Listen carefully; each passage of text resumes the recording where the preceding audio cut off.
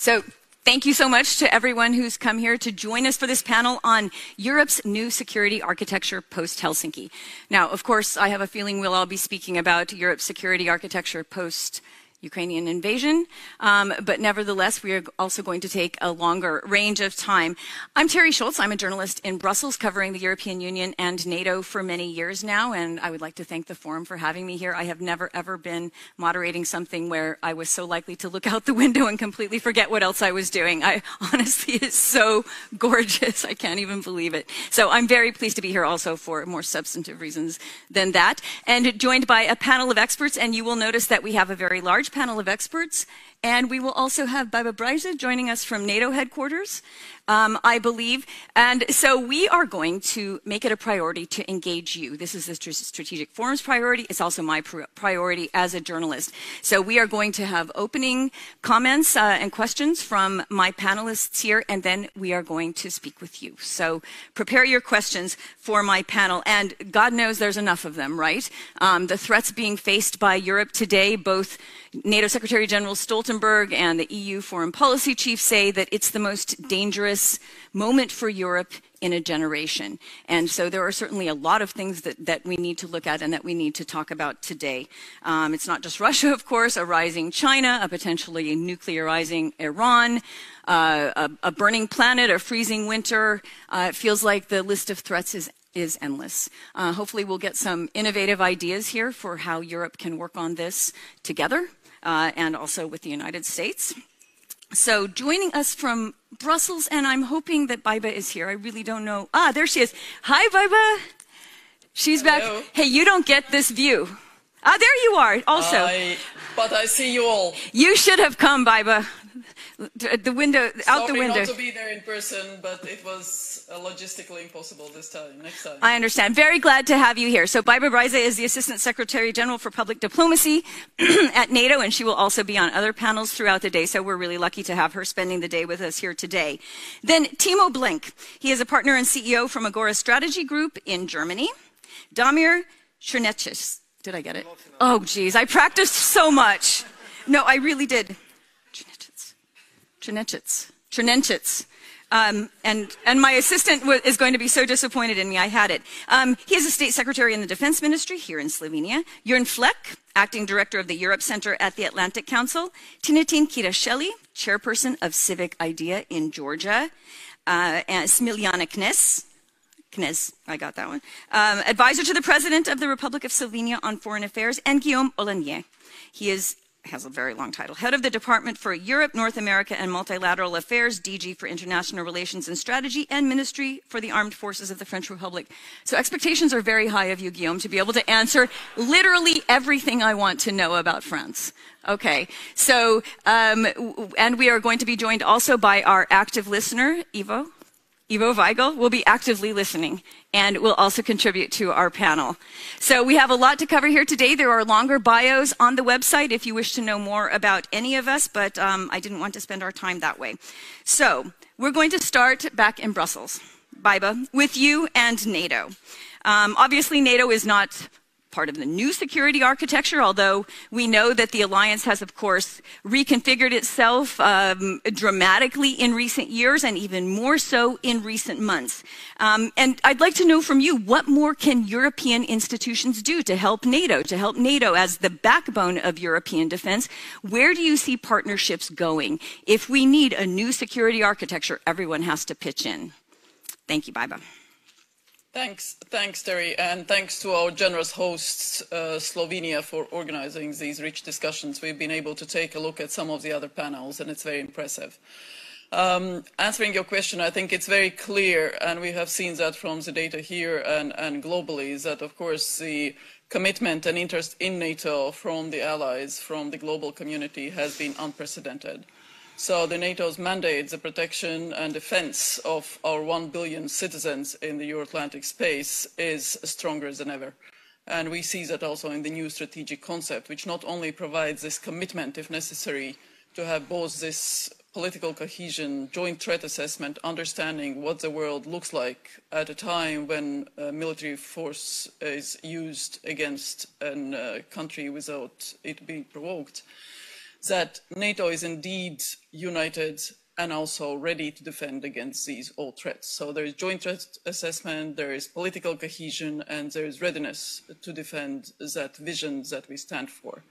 And that vision, let me say, it's actually interesting. I suggest that everyone reads NATO's strategic concept, and not only we diagnose that threat, you know, there's a new definition for Russia, which presents clearly the main threat to the Euro-Atlantic security, but also other challenges, be it hybrid threats, of course, terrorism, but also challenge of China and others. But there's also a vision for the future that the allies have decided upon. And let me just read. We want to live in a world where sovereignty, territorial integrity, human rights, and international law are respected, and where each country can choose its own path, free from aggression, coercion, or subversion. We work with all who share these goals. We stand together as allies to defend our freedom and contribute to a more peaceful world. And what it means, indeed, that for all organizations, be it European, Euro-Atlantic, such as OSCE or OECD or others, that there is a place in sharing this vision, where NATO is mandated, of course, if necessary, to defend our citizens, to defend our way of life, also with military force, not just political military alliance. Then all the others have a role to play in creating, indeed, and ensuring the support for Ukraine's ability and will to defend itself, to have engagement globally with partners wherever they are across the world, to make sure that countries with similar values, with joint understanding what is the rules-based international system, so important not only for our societies, but also trade economies, that it's maintained, but also to make sure that those countries who are not necessarily exactly around the same values, but who still value international system, know what we are doing, whether that's NATO, EU, OSCE, or others, and that we engage them, we get them on board to defend that rules-based international system. So from that perspective, I cannot say that there is a new security architecture. The security architecture that we established after the Second World War is as valid as it is. But indeed, everyone has a role to play. EU has done great, providing both strategic perspective for Ukraine's European ambitions, ensuring tariff-free trade with Ukraine, and I hope that is prolonged, providing assistance. OSCE has done its share. Obviously, it's a consensus-based organization, so politically much more difficult, but in practical terms, they've been able to do certain things. OECD also looking at how to support Ukraine.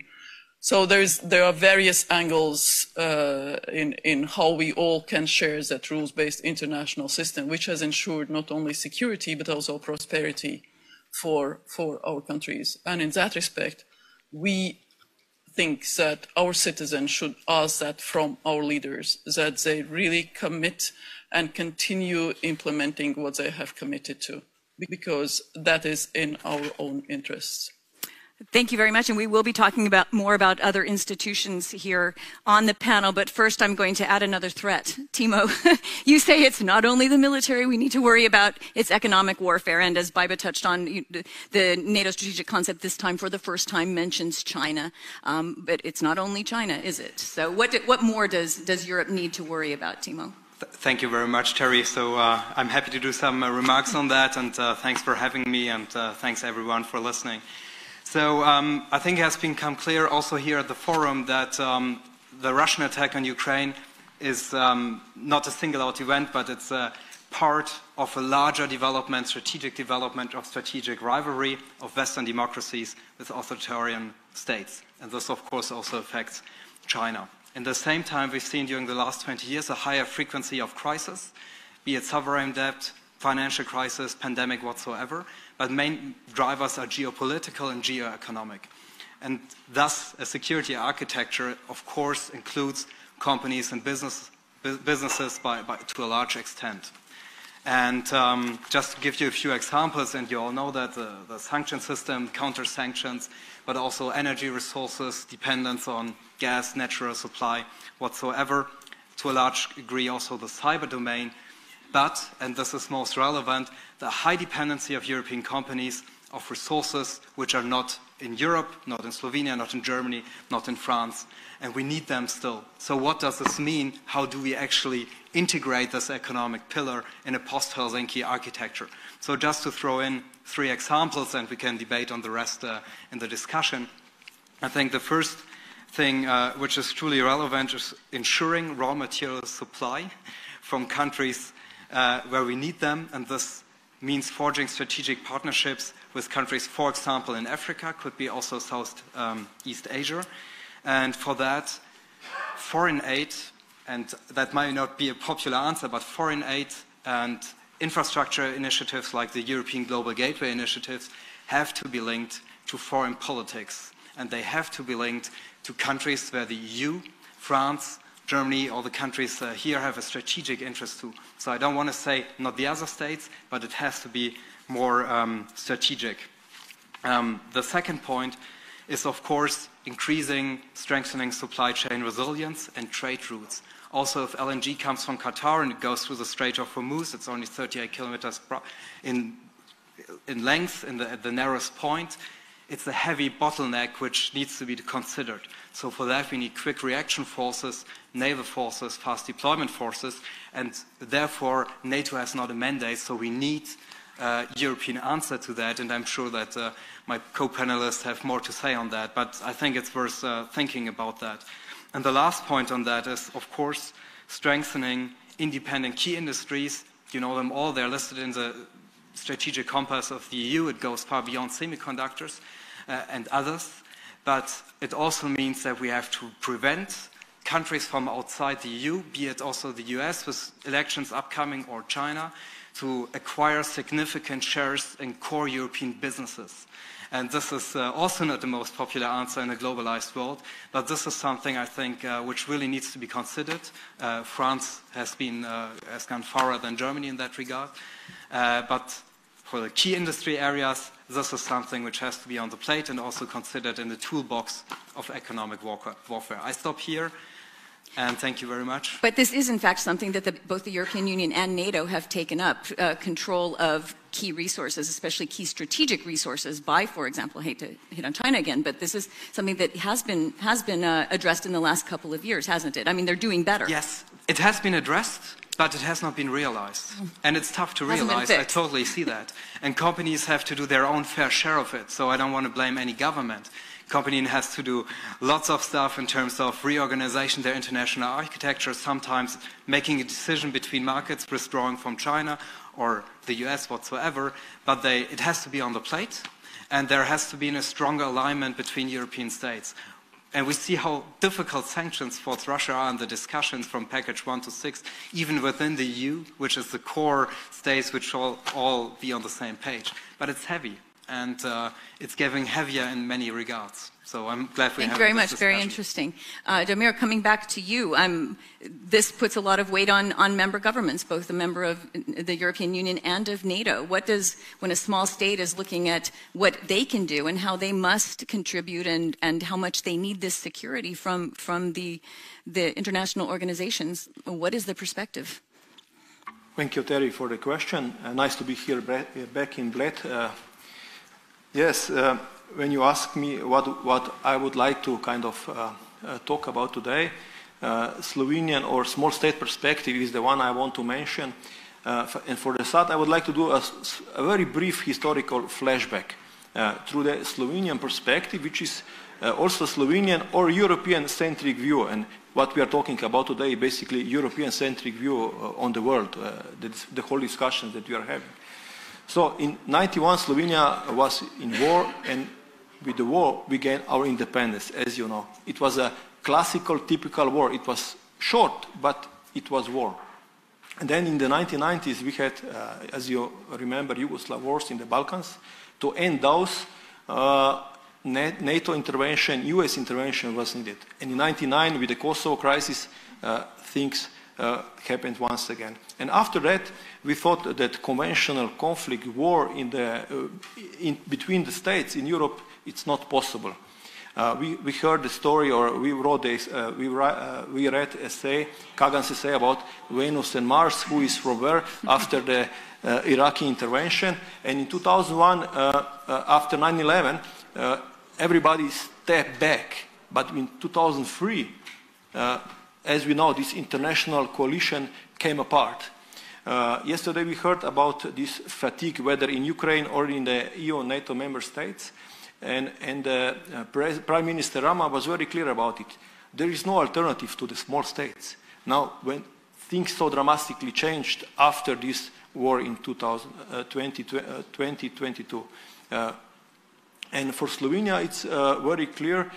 We decided after 91 war that our strategic goal and aim is to be NATO member, to be European Union member. And now we have the title about the new security architecture, but actually we are talking about the old-fashioned collective defense and realization that basically Sweden and Finland realized their neutrality concept. It's not working for them anymore. And when I was a young student in 1990s, I was listening, hearing about this concept, and how this is the best solution for small states or mid-sized states. But to be neutral. Yeah. Okay. Nobody thought that in 2022 we will have like this strategic change.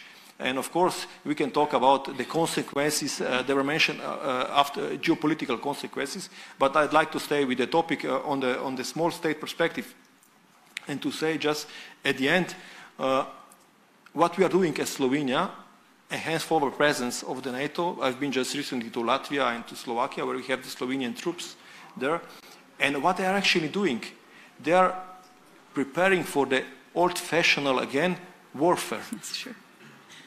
In between, Slovenian armed forces were evolved into the conflict, whatever, peacekeeping operations, missions, Article 6, 6.5, 7 of the UN Charter, but not a classical warfare operations. And how things are connected or tied in this cooperation, I will just show you with this example that just when we came back in June, or in July, actually, it was June, July, we had fires in Slovenia. And we were there with the Slovakian counterparts, seeing Slovenian company doing the classical warfare activities within the battalion battle group. And when we came back, Slovakian helicopter came to help us with the fires we have in the Kars region in the western part of Slovenia, and they were combined the people from military and for internal affairs.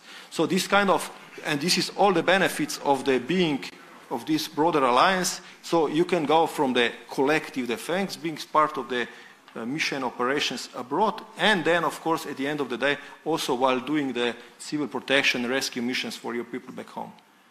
Okay, it is interesting that there has been a return to old-fashioned warfare techniques, putting more enhanced forward presence now in the Eastern European border states. At the same time, we should point out that there is the Center for Countering Disinformation, the Hybrid Warfare Center in Helsinki. So, I mean, they're definitely fighting on multiple fronts here. And coming now across the pond, Jørgen Fleck from the Atlantic Council. Jørgen, let's have a dose of the U.S. view here. When you hear this, all the challenges being faced by Europe, the U.S. has been pushing for these realizations, sometimes not quite so elegantly when we're talking about Europe, at times, past times. But I mean, what is the view from Washington right now? Has Europe now stepped up significantly to cover its own defensive needs? Thank you, Terry. Thank you for having me. A huge thank you to the Bled Strategic Forum and especially Katja, who I see back there. Big shout out from the Atlantic Council. To your question, Terry, I think the real question is in President Biden's work, is America really back? And I think the short answer is yes, but for how long? Back in Europe, right? As Ambassador Fried, our distinguished fellow, always likes to say, this administration is probably the most transatlantic U.S. administration since George H.W. Bush. You've already referred to some more challenging time in the interim.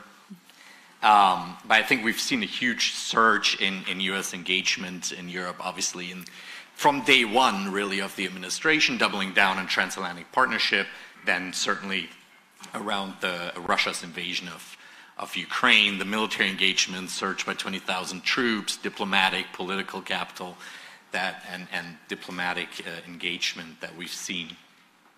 I think even if we take this, yes, America is back in Europe and committed, I think it sets us up, this whole focus on transatlantic unity that we've seen that is unprecedented, sets us up for, I think, 3 pretty tempting traps that we should not be lured into as we chart out the future. One is that the United States somehow can create the future security architecture for Europe. I think Asia is still calling. China is still seen as the principal strategic long-term threat and challenger.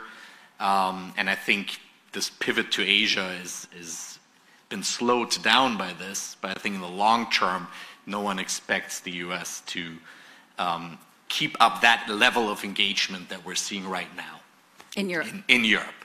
That's number one. And I think we saw a little glimpse of that even with Speaker Pelosi's visit to Taiwan and the attention and the resources that already diverted, even if for a brief moment, away from the attention on Ukraine and Russia's challenge. So Europe shouldn't assume that the U.S. can maintain that level of engagement in the long term. I think secondly, flip side of that is Europe will have to do the hard work of rebalancing transatlantic security and defense. We've talked about that for a long time. We know what the challenges are really around capabilities, readiness, mobility, sustainability of forces, and this focus on actual capabilities, I think, is key. You know, our chairman emeritus and former national security advisor and SACEUR, General Jones, always likes to say, you know, vision without resources is hallucination. I think you can say the same thing about strategy and capabilities in many ways. And instead of aspirations, ambitions, strategies, I think Europe this time is on the spot to really deliver on capabilities. And then thirdly, I think this, I don't want to offend any American friends in the audience, but the US also has to maybe adopt a less slightly schizophrenic approach to European defense cooperation. I mean, for the reasons that Timo mentioned, for the reasons that the Assistant Sec Gen mentioned, NATO-EU cooperation will be essential. Bringing in other formats, the Assistant Secretary General mentioned that already, just simply because the challenges are not just hardcore military and defense issues, but they're broader security issues that Timo started talking about. And so this past pattern of maximum pressure on the Europeans for burden sharing and taking strategic responsibility on the one hand, but then sort of having obsessive, full outrage at even the most minuscule European defense cooperation effort, you know, which we've seen in the past, I think is also not sustainable. And the last point here is really that I think we are seeing some good steps in that direction. The Biden administration was the first administration to sort of endorse EU defense cooperation at the June 2021 summit. We also saw this joint dialogue on US-EU defense take off. These are baby steps, but they're steps in the right direction. So I'll stop here. In a sense, the war in Ukraine now and the US sending reinforcements again may have actually delayed progress on this, though, because Poland has troops. And when I listen to you, I think it'll be news to Poland that those troops that were then given to Poland, which they've been asking for years, would somehow not be permanent. It's a headquarters, right? It's not, I mean, okay. We can parse that. And the word permanent may not actually mean permanent and all of these kind of fudges.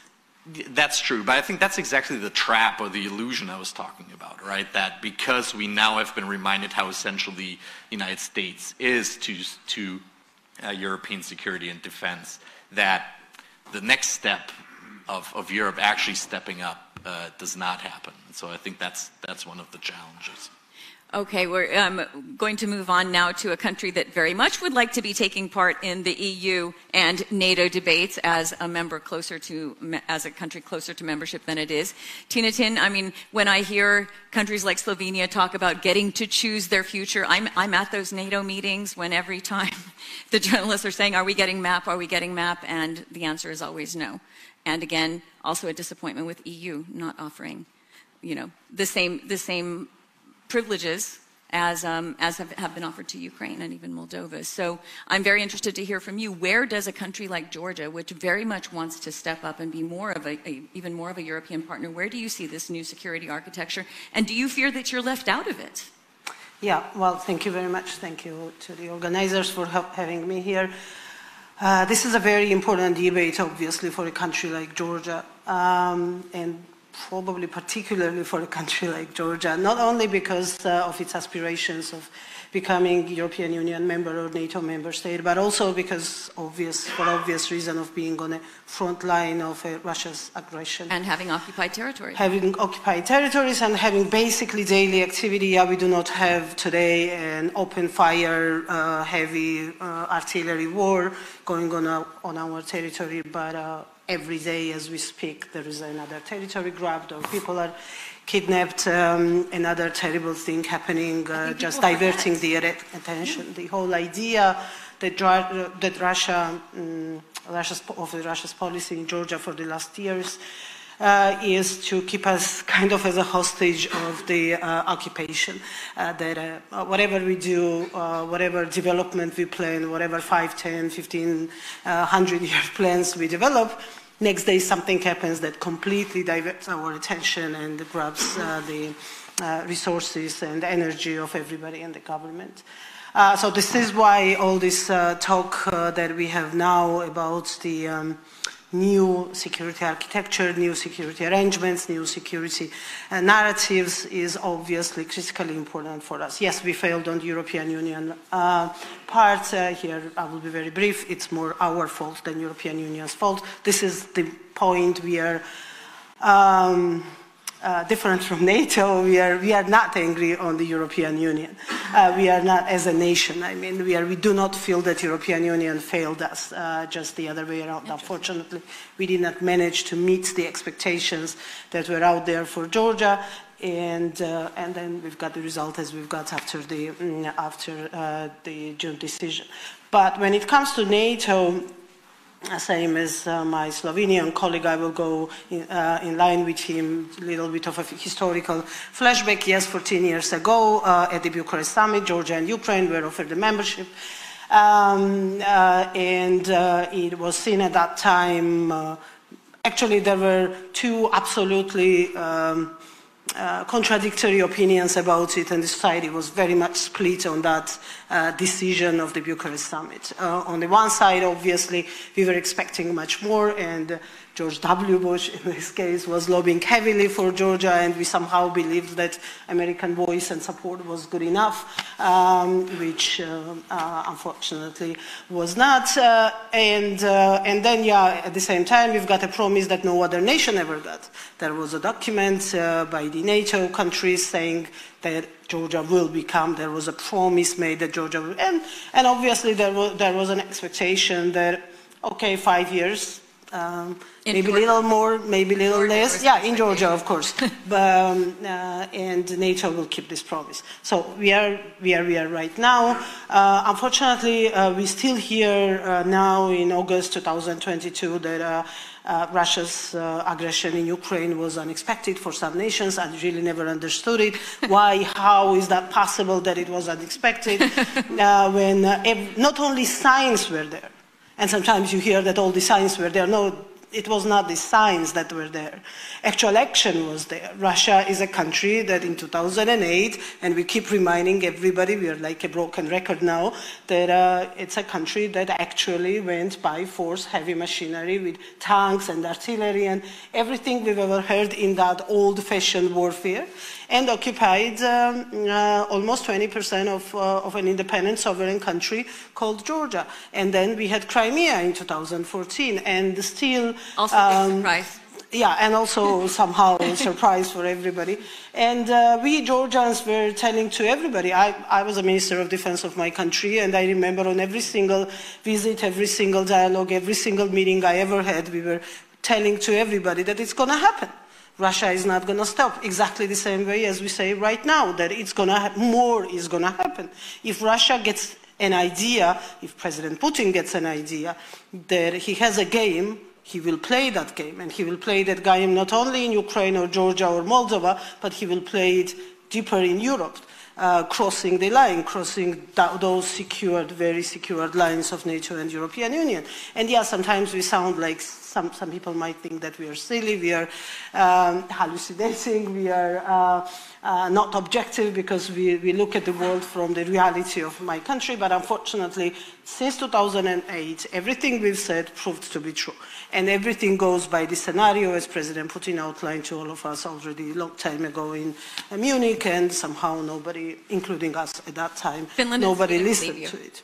So my last point is that when we talk about this new security architecture, I absolutely agree with the Assistant Secretary General. We do not need a new security architecture. What actually we need is more courage on existing security architecture, on existing international organizations, and more will to show to all adversaries, being it Moscow or Beijing or whomever, that whatever is written in those declarations, we are serious about it, and we actually mean when we say that it's all about the democracy, and it's all about the human rights, and it's all about the non-interference of the independent states and non-violation of the borders of independent states, and so on and so forth.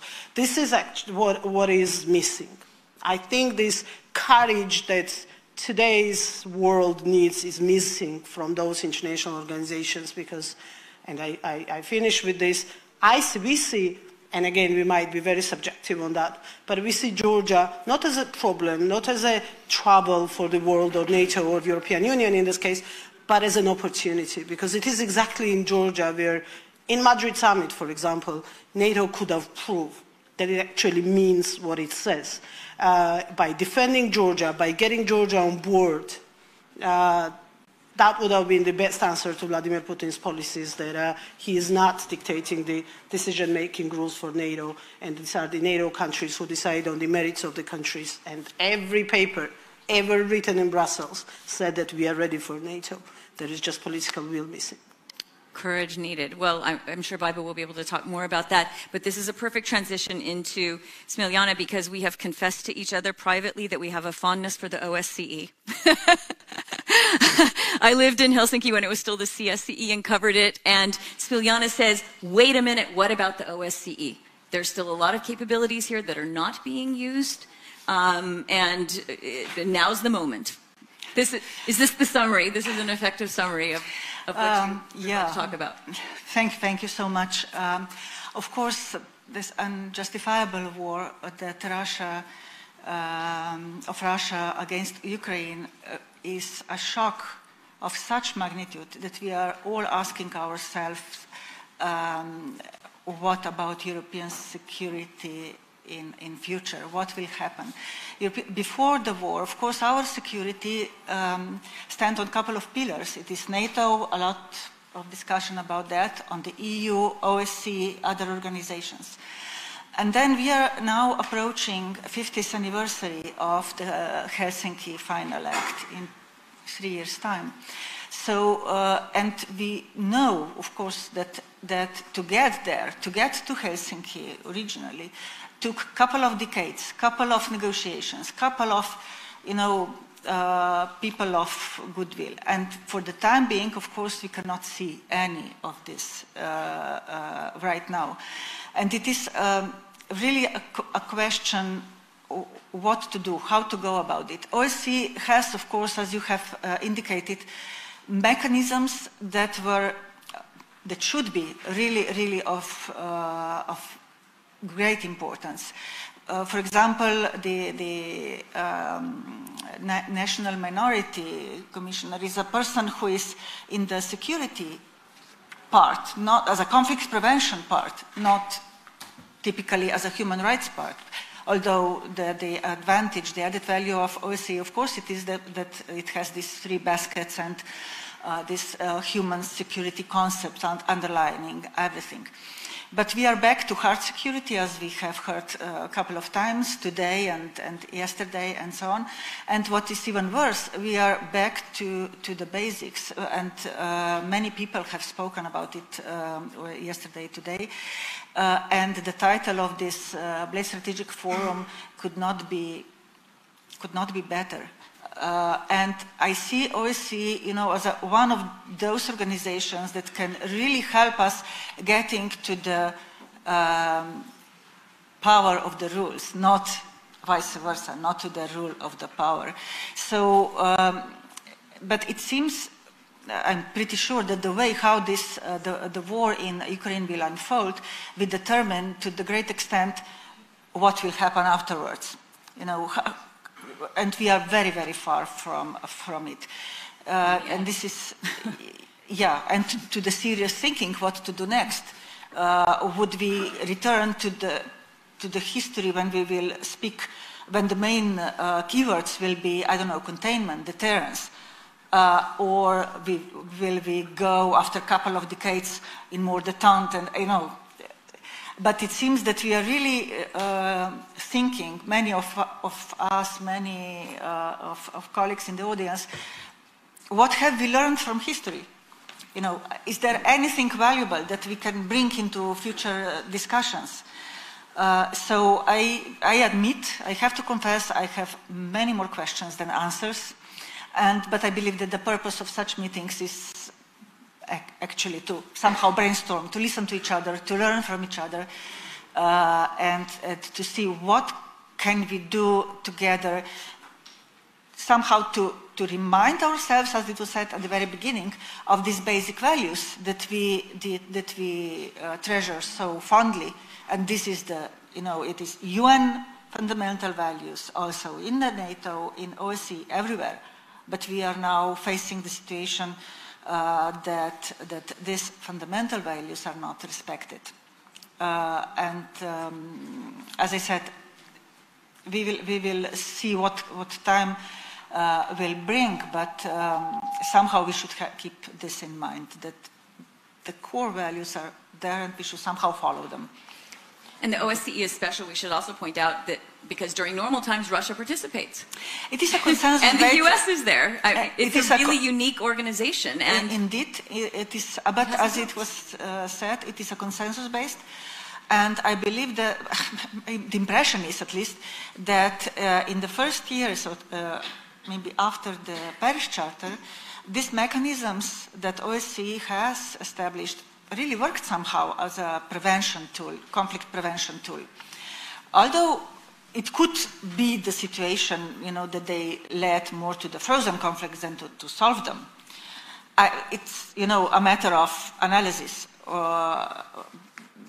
But we then heard less and less of them. So it is... I only know the baskets because I'm ancient. Honestly, no, it's not common parlance anymore. Same here, yeah. We are a little bit ancient. Thank you so much for the word. Thank you, Smiljana. Now I'm going to turn to Guillaume. As the only nuclear power left in the EU, you've got some leverage there behind you. I mean, and what does France want to do? France is normally the country that when you sit in Brussels wants to talk about defense capacity inside the European Union. Of course, not only in NATO. So what is France thinking now? How can the EU step up and play a stronger role alongside NATO in this biggest crisis in a generation, Guillaume? Thank you, Terry, and very happy to be here. Thank you for inviting me. Much has been said, which makes my job a little bit easier or tougher. I don't know exactly. My first remark would be that it is a tremendous ambition to speak from architecture nowadays, simply because when it comes to architecture, you need architects. And our deep conviction is that it is completely impossible to think any kind of architecture in Europe as far as security is concerned without Russia. And to my knowledge, I have not perceived any sign, of political willingness to enter into something which could lead to thinking a new security architecture in Europe. And so, for the time being, it is probably beyond our reach to think anything new likely to replace the Helsinki architecture, simply because Russia is there but has left, and we are without any counterpart. The second point, to come back to what you said about France as a nuclear power, one of the last remaining elements of any kind of international security architecture, one of the only pillar which has resisted so far, is the NPT. From even Russia has not gone out. Even if the consultation and the discussion within the P5, the five officially nuclear power, is not easy, even Russia has not contradicted the US. The NPT. Yeah. And so, in our view, it will be, in particular, in that current context of the war in Ukraine, in which nuclear weapons and even civil nuclear plants are openly used as means of threats and blackmailing of Europe, it would be a tremendous mistake for some ideological reasons to contribute in any way, by any manner, to the undermining or jeopardizing of the NPT.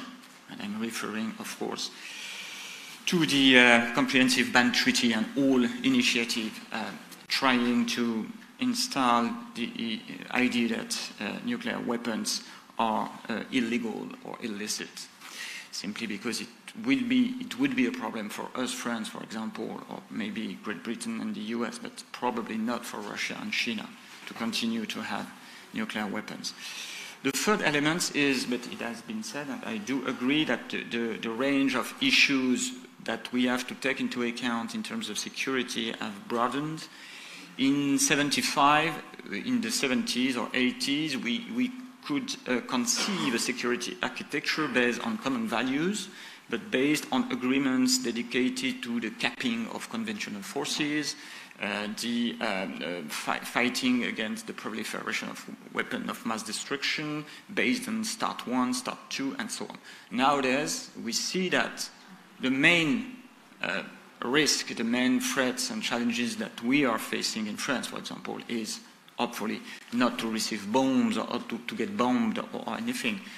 The main threats are inflation and the possible long-standing inflation, the possibility that we lack from energy during the winter, or the disruption of the food supply chains. And so we have to broaden the scope of the issues that we have to tackle, which means that we have to broaden also the geographical scope, because European security is deeply rooted in problems outside Europe, and not only in Russia, but far beyond. And so, more than ever, I think that we have to think our security from a very global point of view, and more than ever, and the war in Ukraine was really a perfect example of that, we have to bet and to count on the European Union. We have achieved something tremendous since the launch of the war in Ukraine. Ursula von der Leyen, when she has been nominated as President of the Commission, has said, I want a geopolitical commission, but it turned to be the case. And we have been able to take massive and tremendous sanctions. We have been able to send a strategic signal to Ukraine by giving the country the candidate status. We have been able to use the EPF, the European Peace Facility, which was not dedicated to that kind of use, to help the Ukrainian army to get equipped, and so on. So we have done a lot. We know that all the challenges that we are facing needs the tools and the abilities that we have within the European Union, and so more than ever, and just like TPP has said at the beginning of the panel, the complementarity and the cooperation between EU and NATO is absolutely crucial. I don't know if the point is how the EU can help NATO or how NATO can help the EU, but no, it doesn't matter. The point is to be very complemented, in particular because, just like it has been said earlier too, and I cannot agree more, the question of the United States and NATO as the cornerstone and the main pillar of the European security is absolutely important, but it's true that if we think in the long term, it is something that we cannot take for granted, including because there are debates in Washington about is it so legitimate that we, United States, do so much for Ukraine? Would it be not wiser to delegate the issue to the European to concentrate more of what we think, on what we think as United States is the main issue, which is not exactly Ukraine, to be honest. So if we think short term and in the longer term, we really have to count on the European Union, and we are very ready and willing in France to continue to push in favor of EU, more and more geopolitical, more and more able to take its fullest part to the security of Europe. And it really seems to be still, despite advances in EU-NATO cooperation, it just seems that the possibilities should be endless, and they still seem to be sort of underutilized. I'm going to let Ivo come in and share some thoughts, but just one more point. I mean, winter is coming, but presidential elections in the U.S. are coming too, and those should be making people a bit nervous, I think, on the NATO side. Ivo, your active listening. I was listening as far and as long I was able to analyze what is behind the words which the panelists were saying. I was missing a word about how to reach peace, how to stop the war, which is mother of all troubles we are having now. I think indeed that there were many mistakes made in last 30 years from all Western countries in relations with Russia. We did not use, as Mrs. Kness said, we did not use the capacity of OSCE. We didn't use the capacity and authority of the Council of Europe. Yeah, we didn't even mention them up here. Think about that. We had Russia on board all the time. We did not deepen our attention about the problems with minorities. Minorities in Baltic countries, minorities in Ukraine itself, and complicated situations in all adjacent countries to the Russian Federation. Now, it might sound kind of I'm opening the questions which are not exactly the core of today's debate, but I think there are. And I think I deeply agree with all necessities stressed by almost all panelists that Europe has to strengthen cooperation in the field of strategic industry. We have to reach the independence of when it's about high-tech elements which are core of efficient defense capacities. But in 10 years, member of European Parliament, 10 years ago, I was warning about where our trip is going. Do we really need the repetition of Cold War? Did we make the cross over the possibilities to enter with Russia, but not with Russia of Putin, but Russia is a big country and a big nation and has a strong intellectual capacities. Did we want and did we do it anything to support these who are today opposing the Putin policy in Russia?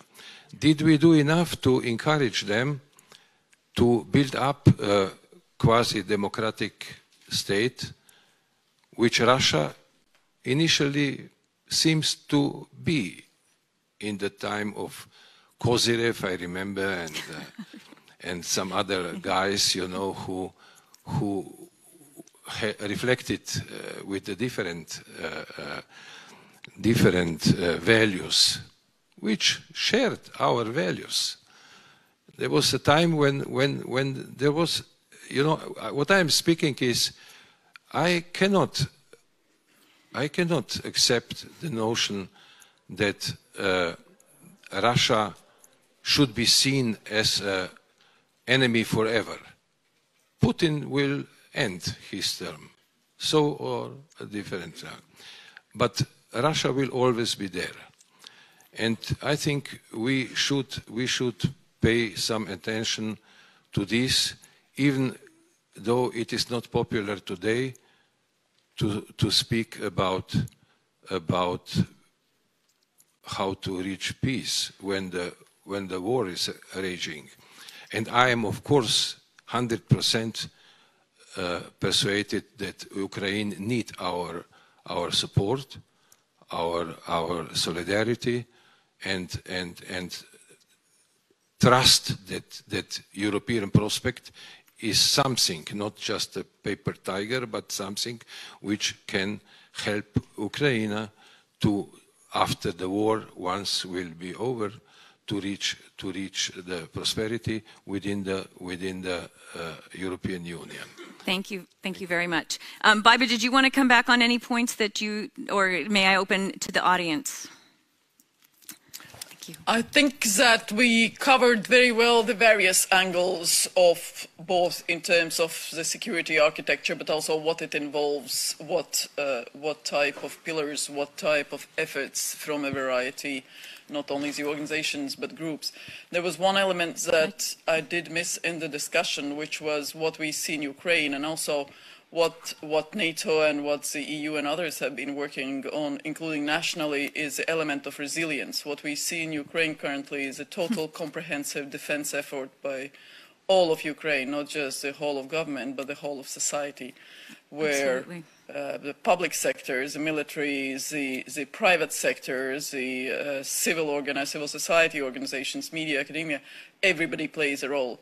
And it's not a coincidence that for quite a while allies, but also NATO as an organization, have been working on making sure how to bring this element also in our national and collective defense thinking. Of course, it's part of the NATO's Article 3, NATO treaties, NATO Statute Article 3, is that it's a national responsibility and collective commitment to have that resilience.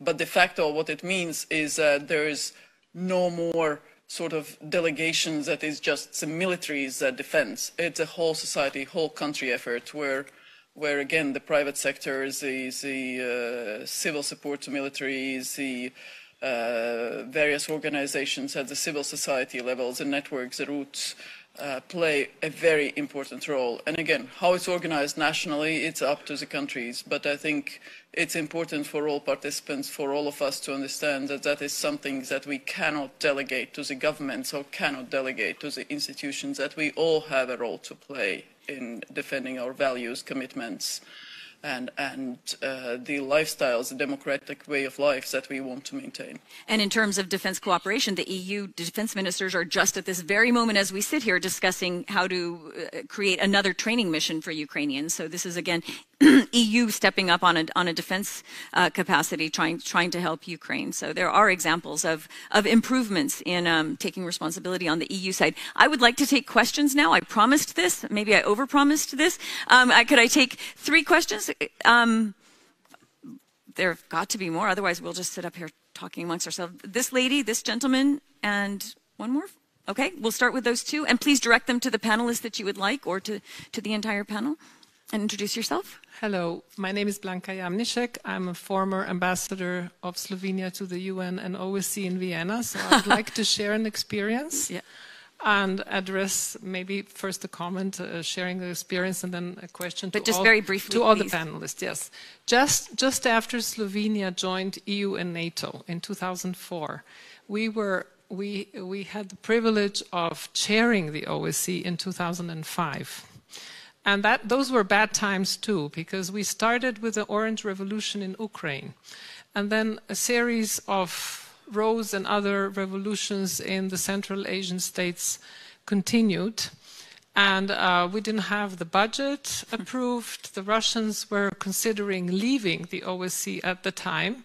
So it was not an easy start for a tiny country like ours, for the first time chairing the largest regional organization in the world, which had 55 participating states at the time, and having the big Russia on one side, the US, EU, and everybody in between, to find common ground.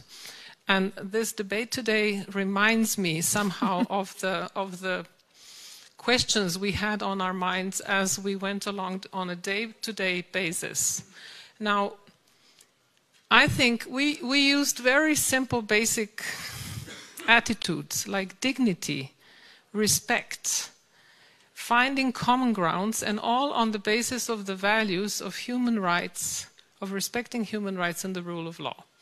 This was also in all our talks with the Russians, and by the way, our foreign minister at the time went, if I remember correctly, 4 or 5 times he went to Moscow.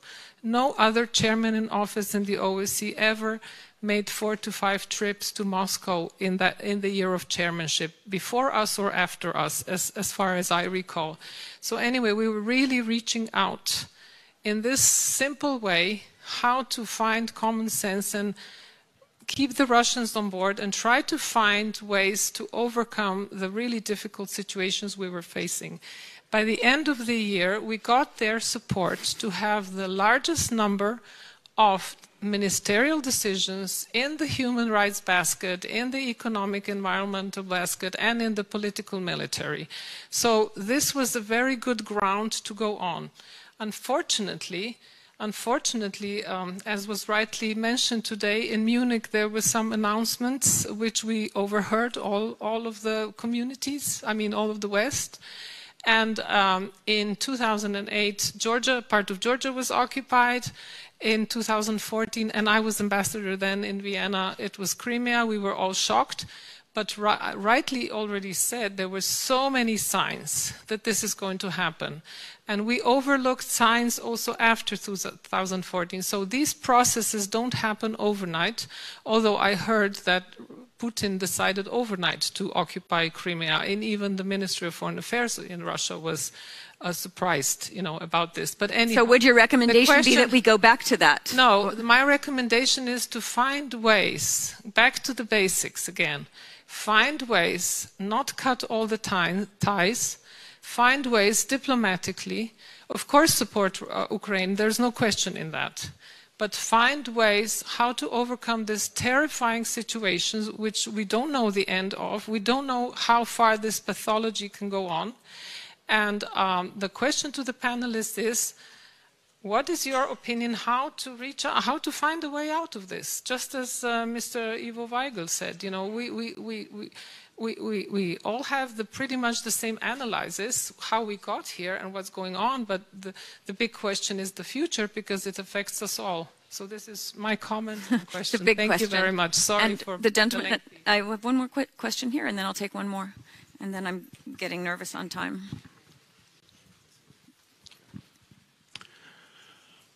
Andrei Novak, European Cosmopolitan, Germany. I'd like to comment the dream of collaboration with Russia before I get to my question. Just very briefly, sir, because yes. I would really like to get a lot of questions. I think most of us whose memory goes back to Gorbachev and Kozyrev have probably dreamt this dream, but unfortunately even that dream has been weaponized to subvert us and our societies in Putin's hybrid war against us. And it has been mentioned that Slovenia's war has been brief, one of the reasons being that the Yugoslav or Serbian secret services did not succeed in disarming Slovenia before this war happened, unlike in Croatia. So Putin has walked away from the table, has gone back to hard power, and he's using killers on the streets of Berlin and in the UK and operating out of France. So the threat is here, and it's of course also in Ukraine. And by now we have leaders talking the talk that Ukraine must win. We are hearing it from Chancellor Scholz. We heard it yesterday from Ursula von der Leyen. But I think we still need to see them do the walk as well, because right now Ukraine is forced to do the counteroffensive to prevent 1,000 new Buchas without Western tanks, without Western air defense systems, and without Western fighter jets. So I want to ask primarily Mr. Olanier and also Mr. Fleck when this might be changing. Thank you. Last question. So when are the heavy weapons arriving? The heavier weapons. Thank you very much. The tanks. Heinrich Kräfte, I'm a German diplomat, but currently a professor at András University, Budapest. My question goes to the American and to the French on the panel. The US is pivoting to Asia, and Russia is most likely being a threat for a long, long time for the rest of Europe. Do we have to rethink nuclear strategy? Okay. I saw you making notes, Miliana. You wanted to answer. How do we get out of this? No, I don't have any recipe. How do we get out of this? Of course, as it was mentioned, we have to learn from the past. We have to remind ourselves of what has been happening before. But at the same time, this war, this invasion, this decision to invade fully fledged independent sovereign country is really of such a magnitude that it forces us to think about our fundamental values much more than it was before, many times before. And when it comes to the need to talk, of course, you know, when listening to my heart, I would always say yes. But then there are other elements, and we are somehow witnessing the efforts of a NATO member, Turkey, which is facilitating the talks and achieving at least some results although partially. We listened to the Minister Çavuşoğlu yesterday. He didn't sound very optimistic. So there are channels of communication. But as I said, the way how this war, this war will unfold will determine to a great extent of how we will speak with Russia, how we will try to find the new European architecture, although the term is probably not the best at this moment. Very briefly, because we don't have time. Baiba, a question for you from me. There haven't been any talks since the war started with Russia. I mean, how big of a problem is this that there are no more NATO-Russia Council meetings? Is there an invitation open? Would NATO still speak to Russia if Moscow were willing? I think we did everything that we could as a situation to prevent. It was the NATO-Russia Council in mid-January. It was open and frank and, you know, very direct exchange. So in that respect, there is no qualms that we didn't attempt really to prevent this bloodshed, this unprovoked war. But we also have to be very clear that in the current situation where Russia is really waging a war to eliminate a country from the surface of Earth, eliminate a nation, the country of Ukraine and Ukrainians as a nation, it's very difficult to imagine a dialogue with this regime. There is never no to a dialogue, but in the current situation of warfare being conducted against a peaceful country that had done nothing wrong is very difficult to imagine. And also that's why I think we have to reformulate the question, not how to stop the war, but how to ensure Ukrainian victory, where all of us have to be very much behind that angle, because that means a victory for the rules-based international order. Everything we stand for as democracies, as countries that want to continue our peaceful lifestyle. Which is also why NATO calls for allies to continue supplying weapons to Ukraine, because that is the buffer. That is, Ukraine is, as everyone mentioned, standing between everyone else and Russia. Since we have 5 minutes left, I'm going to give everybody, some of you have been asked questions directly from the audience. I would ask you to give me some final remarks and wrap up anything you'd like to reflect on our questions. Yes, go ahead. I'll start with you. Thanks. Just a few comments. I think just want to emphasize every word which has just been said by the Assistant General, Secretary General, SecGen.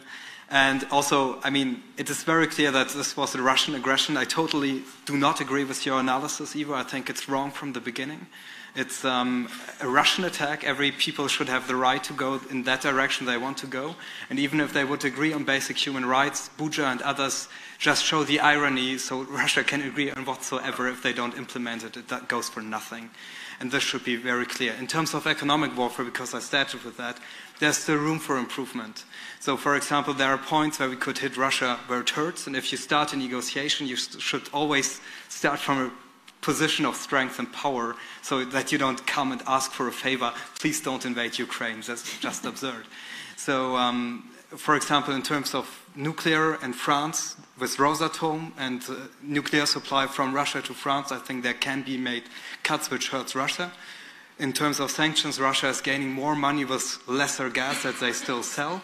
They cannot sell gas to China because they don't have the pipeline, so there is no other, there are no other countries which can actually just substitute supply from Europe and from Germany. I know this is hard, but there are efforts which are partly working and we go down this direction, but this can be improved and there are necessary hard cuts.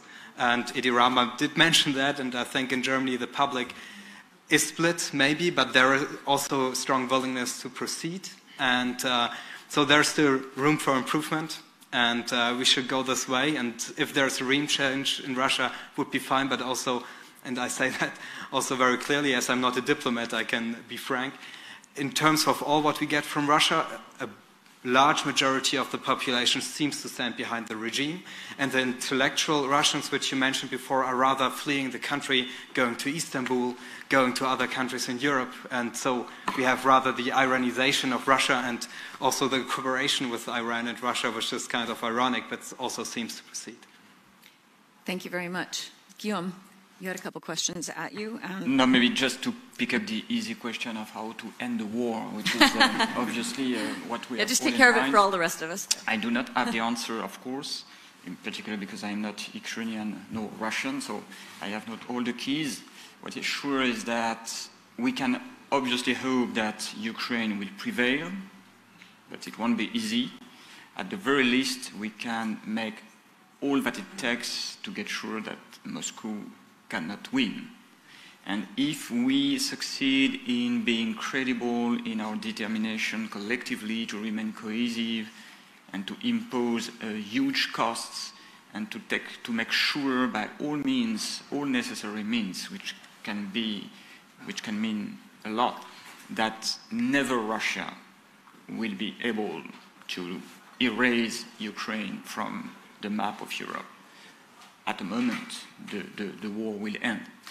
And we have to bear in mind too that in history there were two kinds of peace. The peace agreements ending up conflicts, and peace agreements setting, the preliminary and creating conditions for new conflicts. And so we have to solve that conflict, but in a way which will allow one day to have a new security architecture, which means that the idea will be imposed that there can't be any military conflict in Europe because it goes nowhere. Thank you. Damir? Thank you. I will try to be very brief. At the end of the day, it's going to be a green table, no doubt about that. It's just a matter of time. And of course, the question under what conditions the two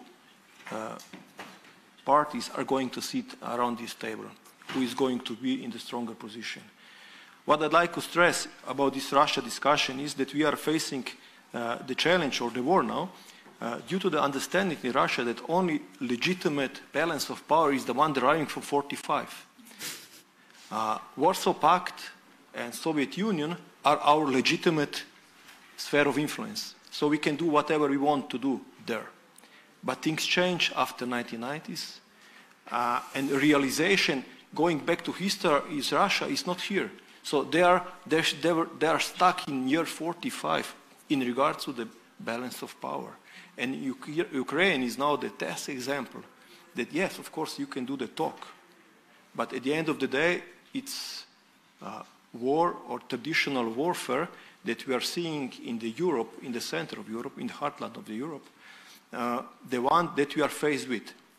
And at the end of the day, it's in all our interest, and we heard a lot about the values, that values have to prevail, that the value, which is not a value of waging a war, cannot prevail and must not prevail. And with that, we have to address, and this is not much broader topic, of course, with the UN Security Council reform, etc., discussion that we are hearing for decades, that the balance of power from 45 is basically really obsolete. With that, I would like to conclude. Otherwise, we can go into the details. Thank you. Okay, so thank you. Tinathin. Probably just 3 points. First, I completely agree with my German colleague and President Zelensky, who said yesterday that it's Russia's war. This is not only President Putin's war. And as long as we try to figure out some difficult puzzles that, okay, here is President Putin and here is someone else and someone else there in Kremlin who had a different emotion in one of the pictures, we are losing this war. We need to understand very clearly that this is Russia's war. 2008, again, Georgia, even the biggest Russian Democrats supported Putin's aggression against Georgia. And I'm sorry to say that, but that was the case. So it is definitely Russia's war. Two, we say very often, you are absolutely right, we say very often Ukraine should win. But we don't say that often Russia should lose.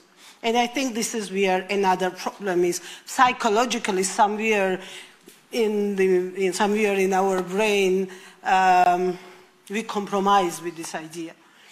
As long as the world leaders start saying exactly the same way as they say today, Ukraine should win, start saying Russia should lose, then Russia will lose, and we will be a step closer to the end of this war, Russia losing this war.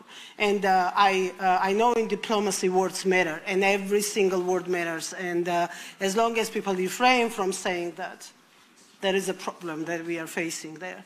And three, of course, I don't have a magic formula as to how to end the war, but I do know 100% that there are instruments and mechanisms to make some things impossible. And European Union opening its doors to these three countries is one of those instruments now. Russia is not going to start war against Brussels, I mean, literally speaking, war, if Ukraine, Moldova, and Georgia are becoming members, are admitted to be members of the European Union. I don't believe that Russia is going to start the war against NATO, directly open war against NATO, if NATO tomorrow decides to get Georgia on board. Those are the instruments that are, yes, preventive. Does it going to end war tomorrow? Probably no, but is it going to be a clear response to President Putin's policies? Yes, there are issues that we can deal, and we cannot blame everything only on President Putin and because he's so evil and murderer, and we can use all the words that are out there now against him. We are unable to do our job. We, all these countries, inside or outside NATO, European Union, need to do our job to prove that free world prevails. And unfortunately, today, we see some hesitations about this, and of course, in Kremlin, they feel it even more than we do in the rest of the world. Thank you very much once again for having me here. Very briefly, on the discussion on dialogue with Russia, I think soul-searching and sort of self-reflection is healthy in very modest doses. But at the end of the day, to some of the comments, you know, none of the failures and misunderstandings that might or might not have happened over the last 30, 70 years, whatever you want to pick, do justify an attack on our friends in Ukraine, and or sort of challenging with brute aggression the security architecture that we're discussing. And so dialogue with Russia, I think, is you know, far out in the future. Certainly as long as President Putin is in power, but I think there's a broader problem that you alerted to, Tina. Lessons learned, I think strength and unity. That's the position you want to be in when you engage with Russia. That's probably the only position that goes to our conversation here. That's lessons learned from past decades as well. Heavy weapons, I think there's pressure building in DC, but at the same time, I think there's still that built-in concern about escalation, which leads to the last question. I think we're already seeing that. You know, there are questions about the Biden administration reassessing the nuclear reductions that were promised at the outset. I think some of the Finland and Sweden joining NATO changes, you know, has huge implications for Russia's nuclear posture and posture overall, strategic posture. German purchases of F-35s, you know, directly impact nuclear sharing capabilities. So I think we're already seeing that. But yes, is a more concerted effort to look at that necessary? I agree. And Madam ASG, I'll give you the last word, although I don't know how you'll top the very strong intervention you just gave before, still ringing in my ears. Russia must lose, right? Oh, we can't hear you. Short. There we go. Can you hear me? Yeah. Just a very short conclusion. So we are very clear is that we need honesty, commitment, and resilience. The honesty that decisions we have made, whether on defense spending capabilities, the centrality of security to our societies and our countries, we have to implement them. We have to be very clear with our societies, with our peoples, that yes, it costs money, whether it's defense spending, whether it's energy independence, and we are on the right way. I think on the EU side, but also overall, that our societies, our leaders are on the right path. On the commitment, again, very clear. The commitment is for our own future, our own perspective, children, grandchildren, and their right to live the way that we want them to live, that we have chosen. So that is worth investing, that is worth spending money, that is worth really concentrating all our efforts. And security is the basis of that all. And then resilience, it's going to take time. There are no quick, fast solutions. We are tempted sometimes to find quick fixes. I think we have to be bracing that this is going to take time, both in terms of supporting Ukraine, its victory, and making sure that Russia never gets the capabilities to attack others again, but also making sure our societies, our countries are safe, secure for the future.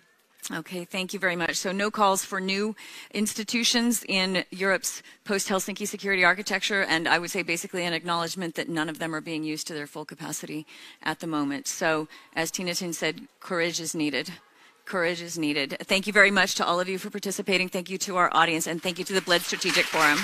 Thank you.